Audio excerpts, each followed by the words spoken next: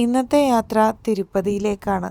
Pregnancy സമയത്ത് ചെറിയൊരു bleeding ഉണ്ടായിരുന്ന ടൈമിൽ തിരുപ്പതി ബാലാജിക്ക് ഞങ്ങൾ വഴിപാട് ചെയ്തിട്ടുണ്ടായിരുന്നു. ഡെലിവറിക്ക് ശേഷം ഞങ്ങൾ 4 പേരും കൂടിയിട്ട് 3 വട്ടം അടുപ്പിച്ച് വന്ന് തൊഴാമെന്നും പറഞ്ഞിട്ട്. മാത്രമല്ല ഞങ്ങൾ ലാസ്റ്റ് ടൈം പോയപ്പോൾ ആര്യം വഴിപാടായിട്ട് പറഞ്ഞായിരുന്നു, തിരുപ്പതി ഭഗവാനെ എനിക്കൊരു ഗേൾ ബേബീനെ തരണേ.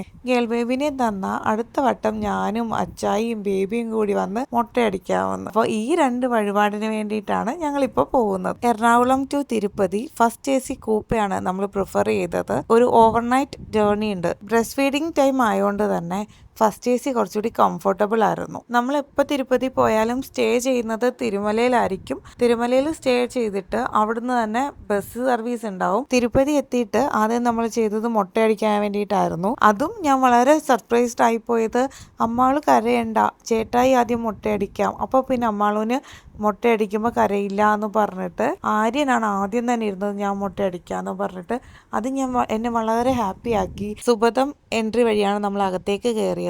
ന്യൂ ബോൺ ബേബീസ് തൊട്ട് 1 ഇയറിൽ താഴെയുള്ള കുട്ടികൾക്ക് തിരുപ്പതിയിൽ ദർശനം ഫ്രീ ആണ്. അതിന്റെ ഡീറ്റെയിൽസ് അറിയണമെങ്കിൽ നമ്മുടെ നെക്സ്റ്റ് വീഡിയോ കണ്ടാൽ മതി. തിരുപ്പതി ഭഗവാനെ നന്നായിട്ട് തൊഴാൻ പറ്റി. ഞങ്ങള് ചെന്ന സമയത്ത് എന്താണെന്നറിയില്ല, തൊഴുന്ന ടൈമിൽ ആളുകളൊക്കെ പെട്ടെന്ന് മാറി കറക്റ്റ് ഫ്രണ്ടിൽ നിന്ന് തന്നെ തൊഴാൻ പറ്റും. എല്ലാ വട്ടവും അങ്ങനെ തന്നെ നടക്കാറുണ്ട്, എന്താണെന്നറിയില്ല. അപ്പോൾ മനസ്സിന് കിട്ടുന്ന ഒരു സംതൃപ്തി അത് വളരെ വലുതാണ്.